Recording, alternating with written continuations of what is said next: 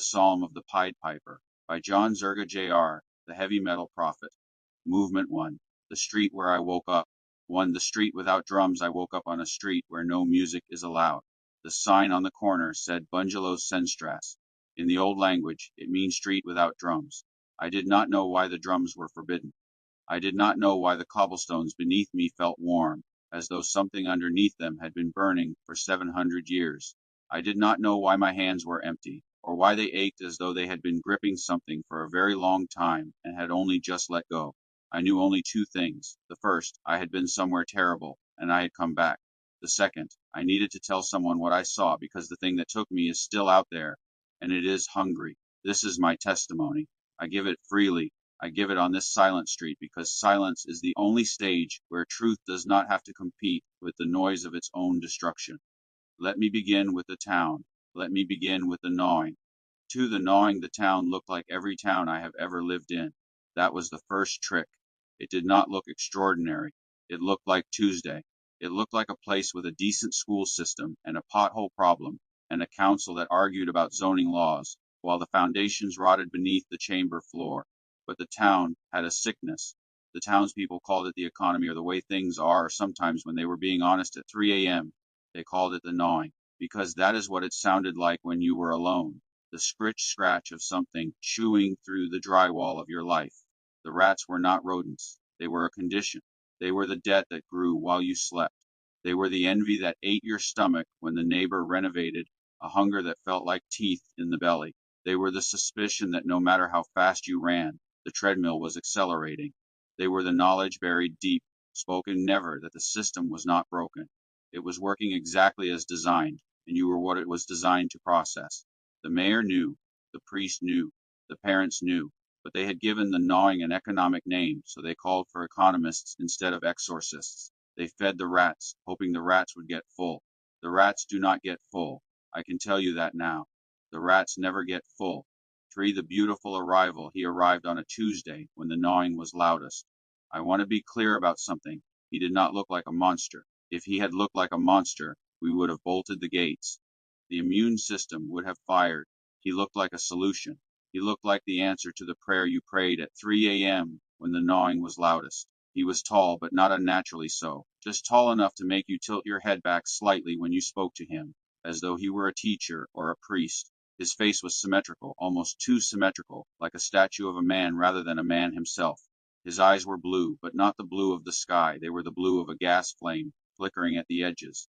He wore a coat that changed depending on who was looking. It was pied multicolored, but the colors moved like oil on water. The mayor saw crimson and gold, the colors of power. The priest saw purple and white, the colors of penitence. The alderman saw olive and gray, the colors of the military. I must be honest here because this is a confession, not a performance. I saw a friend. I saw someone who understood. The coat did not reflect light. It absorbed it, then re-emitted it in a different hue, as though it were not fabric but something alive.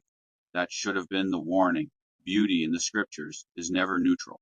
It is either the beauty of the holy, which burns and purifies, or the beauty of the covering cherub, who was perfect in beauty, and whose body was built with timbrels and pipes on the day he was created. The workmanship of your timbrels and pipes was prepared for you on the day you were created. Ezekiel 28 verse 13. The stranger's body was the instrument. He did not play music.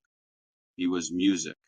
And when he lifted the bone at his belt, a hollowed-out femur, sized for a child, white as a shark's tooth, carved with tiny writhing figures that moved when you were not looking, directly at them, and put it to his lips, the sound that came out did not feel like something external. It felt like something that had always been inside me, finally given permission to vibrate. A child tugged my sleeve. The music sounds like my dad's voice when he's lying, she whispered. I should have listened to her. She was the smartest person in the town. For the first song was beautiful. That was the second trick. It did not sound like a demon's work. It sounded like salvation. It sounded like the answer to a prayer you had stopped praying because you were afraid God had stopped listening. The melody was simple, repetitive, hypnotic, like a hymn you have known your whole life but can never quite remember the words to. The harmonies resolved perfectly, but there was something beneath them, a subterranean hum, like the sound of a machine running just below the threshold of hearing. The rats rose from the gutters. They unfurled from the walls. They peeled themselves off the faces of sleeping children. They did not scurry. They flowed like water obeying an unseen current. Their eyes were black and glossy, their bodies sleek, their movements synchronized, as though they were not individual creatures but cells of a single organism. The piper led them to the river Weser. The rats marched into the water without hesitation. They did not scream. They did not struggle. They sighed like a debt being erased, like a sin being forgiven. The townspeople cheered. The mayor clapped the piper on the back. The priest blessed him. The parents wept with relief. I smiled. I am not going to pretend I didn't. When the gnawing stopped, the relief was physical, like a migraine lifting. I hugged a stranger in the square. I felt my jaw unclench for the first time in years, and then the piper turned to me and his smile widened just a fraction too far, and for the first time I saw that his teeth were too white, too even, like the keys of a piano. Payment, he said, and his voice was not one voice but many, layered like harmonies in a choir. 5. The betrayal. The council met in the high chamber. They counted the guilders. They counted them twice. They weighed them on a scale. They bit them to test their purity. They were short. The piper waited. He did not fidget. He did not pace. He stood in the corner of the chamber, his hands folded over the bone flute, his eyes reflecting the candlelight like black mirrors. We can pay you next quarter, the mayor said, with interest. The treasurer added, and really were the rats so bad? Perhaps they were leaving anyway. Perhaps it was a seasonal migration. Why should we pay a fortune for a coincidence? Look, the wages you failed to pay the workers who mowed your fields are crying out against you. James 5 verse 4, it was not simple theft. It was theft by power, the belief that because you hold the keys, you do not have to honor the lock.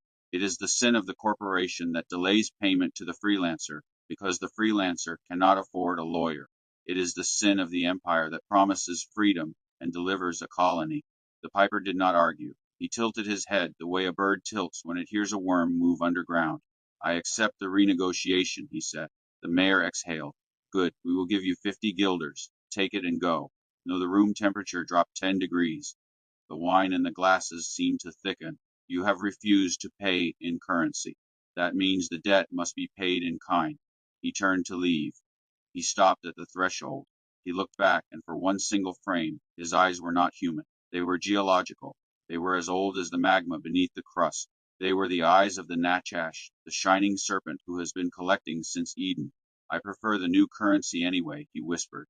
And then he laughed, and the sound was not a laugh but a chord, a perfect, terrible chord. And I realized he was not negotiating. He was composing. Movement 2, the mountain that ate US 6. The second song, the adults were in the high chamber, or in the counting house, or in the temple, thanking God they had saved 1,000 guilders. They were drunk on the deal. They were deaf to the world because they were listening to the sound of their own cleverness. The stranger stepped into the square. He lifted the bone flute to his lips. The second song was not beautiful. It was wrong. The melody stretched like taffy, notes lingering too long, harmonies resolving into dissonance. The piper's fingers danced over the bone flute, but his hands were no longer quite right. His knuckles had elongated. His fingers had too many joints. His skin had taken on the sheen of polished bone. He was not playing the song of the rats. The rats were hungry, so he had played the frequency of food. The children were not hungry. They were starving, but not for food. They were starving for wonder. They were full of an energy the town spent every waking hour trying to suppress, medicate, schedule, and grade out of them. They were the heritage, the future the town claimed to be building for, but treated as an inconvenience. So he played the song of wonder. Their parents did not hear. Their ears were tuned to the frequency of the world, the deal, the contract, the hustle. They could not hear the frequency of the spirit, even when it had been hijacked by the enemy and played backwards through a bone. The piper's coat had changed. The panels were no longer fabric. They looked like skin, stitched together with veins of gold. The colors pulsed, crimson to black to the sickly green of a bruise. When he moved, the stitches groaned like a ship's hull straining against the tide. His face was still human, but only from a distance. Up close you could see the cracks. His skin was not skin, but porcelain, thin and brittle, hairline fractures spreading from the corners of his smile. His eyes were no longer blue, but black, pupilless, reflecting nothing. And there was the smell of a butcher's shop on a hot day, the smell of a confessional where too many sins have been whispered, the smell of a mouth that has not spoken truth in 1,000 years. The children did not notice. They were too busy dancing. 7. The mountain's mouth. The stranger led them to the Koppelberg Hill, a squat, ugly hump of rock that looked like a bruised knuckle punching up from the earth. He played a seismic chord. The mountain opened. It did not crack. It dilated. The entrance was not a cave, but a mouth, lined with teeth of stalactite and stalagmite. The tongue was a red carpet, pulsing faintly with veins. The throat was a tunnel that descended into a hum. The children stepped inside without hesitation. 127, 128, 129, 130. The mountain closed its jaws behind them. The sound was a heavy book slamming shut in a library where you are not supposed to be. 3 children were left behind. The blind one, who stumbled on a root. The deaf one, who could not hear the call. The lame one, who could not keep the tempo. They stood at the sealed rock and wept, not because they were saved, but because they believed they had been rejected. They pounded on the stone until their fists bled. They did not yet know that the stone had saved them. 8. Inside the machine I followed. I do not know why. Curiosity, complicity, the terrible certainty that I was already part of this. The interior of the Koppelberg Hill was not a cave. It was a factory, a digestive system. The walls pulsed with veins of gold and silicon. The vaulted ceilings hummed with the sound of massive power running so efficiently it had forgotten it was consuming anything. The air tasted of ozone and vanilla, the luxury perfume of a place that has industrialized the process of devouring. The 130 children were not in chains. This was worse. They were at play. They sat at looms weaving light instead of thread, laughing as they pulled the shuttles.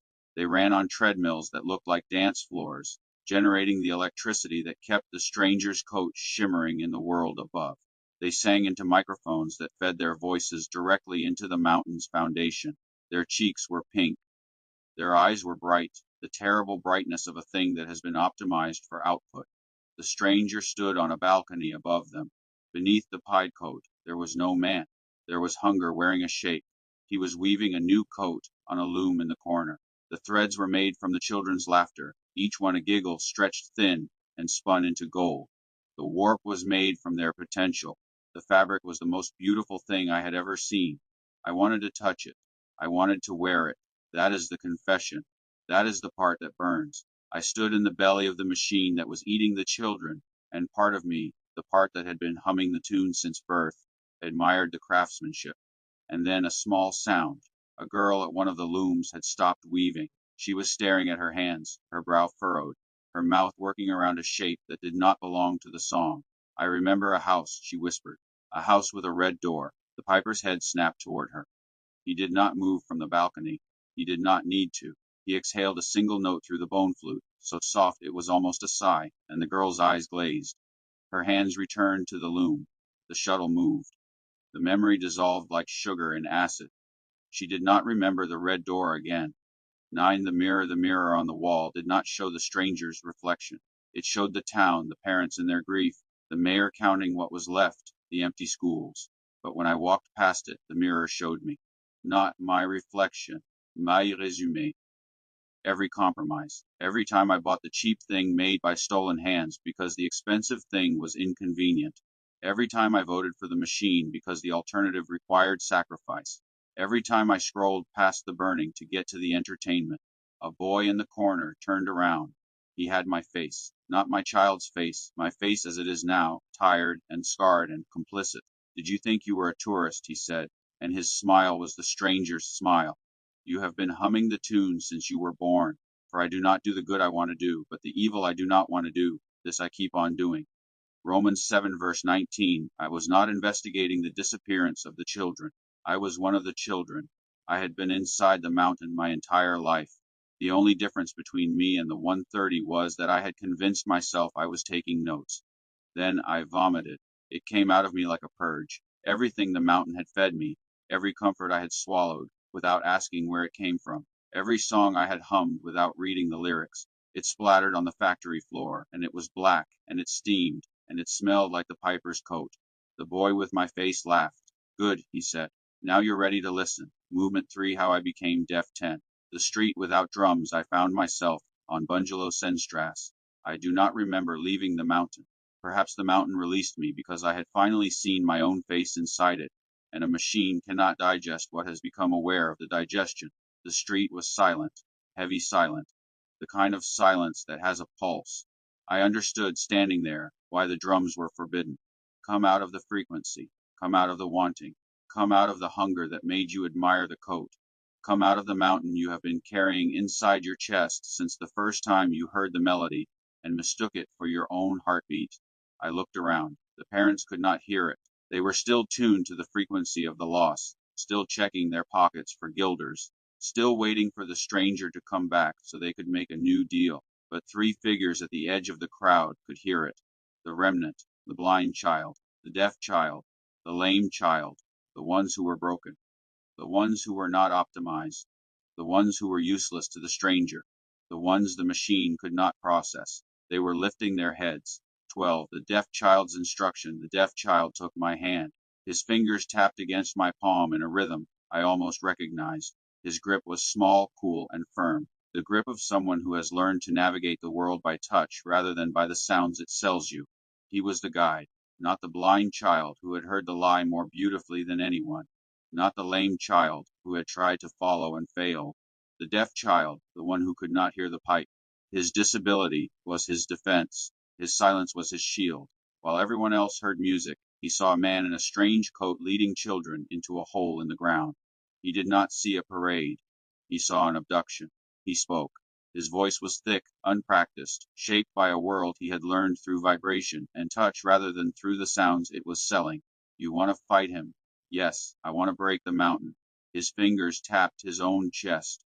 You cannot break the mountain. The mountain is made of your wanting. Strike it and you feed it. Starve it and it starves. Then how? He pointed to his own ear. You must become deaf. I did not understand yet. He led me through the town and showed me the credit. The stranger owns every debt. To be free, owe no man anything but love. The spectacle. The stranger lives in the mirror. To be free, look at the real face, even when it is ugly. The cheap comfort. The coat is woven from stolen thread. To be free, ask where the thread comes from. And then I understood. The war was not a siege. It was a fast. To leave the mountain, you stop eating the mountain's food. The inscription on the bone had said it all along. The only creature I cannot charm is the one who has already been fed. If you are hungry, the piper sounds like food. If you are lonely, the piper sounds like a friend. If you are desperate, the piper sounds like the only way out. But if you are full, if you have eaten the bread that does not run out, if you have drunk the water that becomes a spring inside you, the piper sounds like what he is: noise, a gnat buzzing in the ear of a lion. 13. The fast. I sat on the cobblestones of Bungalow Sennstrasse. I emptied my pockets. I took off every garment the town had given me, every ambition that was really a leash, every identity that was really a hook, every comfort that was really a thread in the stranger's loom. I began to pray, not a prayer of asking. The stranger loves prayers of asking. He answers them with contracts, a prayer of having. The Lord is my shepherd, I shall not want. Psalm 23, verse 1. I said it once. The words tasted strange, like a food I had been allergic to my whole life, and the allergy was breaking. I said it again, I shall not want. Again, I shall not want. And as I ate those words, as they moved from my mouth into my blood, the hook in my chest, the hook that the piper had set when I was young and hungry and waiting for someone to see me, began to dissolve. It did not pull free with violence. It dissolved like sugar in warm water. The hunger faded. The gnawing stopped. I was eating the silence, and the silence tasted like manna. 14. The remnant restored. The blind child opened her eyes. Not all at once. First she saw shadows, the shapes of the buildings shifting on the cobblestones. Then she saw light, the specific, ruthless light of a world without filters. She did not see the town as it was, the gray, anxious place of the gnawing. She saw the truth of it, the wires of the piper's song stretching like spiderwebs across every rooftop, the luxuries in every shop window gleaming with hooks buried inside them. I can see, she whispered. I can see the hook inside the worm. The deaf child, my guide, my instructor in the art of holy silence, lifted his head. He heard something for the first time, but it was not the piper's music. It was the undersong, the groan of the creation waiting for liberation, the heartbeat of the mothers pretending not to grieve, and beneath it all, the silence of God, which is not an absence of sound, but a frequency so high and pure it shatters the glass of every counterfeit. I can hear, he said. I can hear the music that does not need a pipe. The lame child straightened. He did not run toward the mountain. He planted his feet like a man driving a stake into the ground. I can walk, he said. but I choose to stand. I am the stone in the road that breaks the wheel. Then the eyes of the blind shall be opened, and the ears of the deaf unstopped. Then the lame shall leap like a deer, and the tongue of the mute sing for joy. Isaiah 35, verses 5 to 6:15. The collapsed the Koppelberg hill began to shake. It was not being attacked by an army. There were no angels with flaming swords descending to smash it. It was shrinking. The piper is a creature of economy. He runs on a specific fuel, wanting. He eats hunger. He drinks thirst. He wears envy like a second skin. But here on this street, in this silence, we were not hungry. The remnant was not hungry. We had eaten the bread of presence. We had drunk from the living water. We were satiated, and to a creature made of hunger, satiation is the one weapon he has no defense against, because it is not a weapon at all. It is the absence of the wound he feeds on. Inside the mountain, the loom was unraveling. The threads, made of stolen laughter, stolen potential, snapped one by one, each one releasing a small bright sound like a bird escaping a cage. The gold veins in the walls crumbled to calcium dust. The stranger lifted the bone flute to his lips. He blew. The sound came out, but it hit the atmosphere of the satiated soul and died. It fell from the air like a bird with no wings. The mirror cracked. The machinery ceased. The treadmills halted. And the children, the 130 who had been components, who had been batteries, who had forgotten their own names, stopped. They looked up. They blinked. The industrialized joy drained from their faces. In its place something more painful but infinitely more real, memory. They remembered their names. They remembered the town. They remembered that they were not made to be fuel. A girl at a loom looked at her hands. She said very quietly, "The red door." The bone flute shattered in the stranger's hand. It was made from the bones of a previous generation's children, held together by the glue of our complicity, and the complicity had broken on the cobblestones of a silent street, where one man and three broken children decided to be full. The flute exploded into a cloud of white dust, calcium, and sorrow, returning to the earth. And the stranger, the hunger in a beautiful coat, the pipe that walks like a man, did not die. He was not a man, so he could not die. He evaporated. He became what he always was, nothing, a shadow that existed only because we stood in the light and cast it, a frequency with no receiver, a mouth with nothing left to eat. But as he dissolved, I heard one last sound, the ghost of a note, fading, like the last breath of a machine that had been running since Eden. It hung in the air for a moment, then it was gone, and in its place the silence, not the silence of the grave, not the silence of the cover-up, the silence of the seventh day, the silence of rest. The music of harpists and musicians, pipers and trumpeters will never be heard in you again. Revelation 18, verse 22. It was not a curse. It was a liberation. The children walked out of the mountain. They did not run. They did not cheer. They walked slowly, blinking in the light like people who have remembered who they are. The doxology, the psalm of the Fed. I stood on Bungalow Senstrasse. The sun was rising. It was June 27th, the first morning after the solstice's shadow, the day the light decided not to retreat. My hands were empty. No guilders, no contracts, no coat, but they were full. I looked back at the mountain, or where the mountain had been. There was only a hill now, low and ordinary, with grass already growing over the rubble, and at the base, half buried in the dust, the remains of the bone flute, a shard no bigger than a finger, still white, still carved with those shifting letters. I reached for it. I do not know why. Habit, the old frequency, the part of me that still wanted to hear the tune just once more, just to remember what it felt like to be enchanted. My fingers touched the shard, and I pulled my hand back, not because of strength, because of fullness. The bread was still in me. The silence was still in me. The manna had not yet dissolved, and the shard, when I touched it, felt like what it was, a dead thing, a bone with no music left, a cage with no door. I left it in the dust. I picked up a cobblestone from Bungalow Senstrasse instead. It was warm and rough, and it did not promise anything.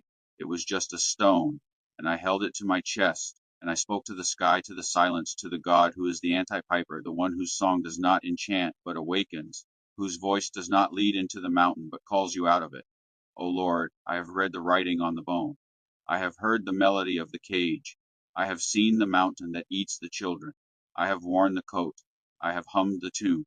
I have stood in the workshop and admired the machinery of my own consumption. But you did not leave me there. You sent the silence. You sent the deaf child.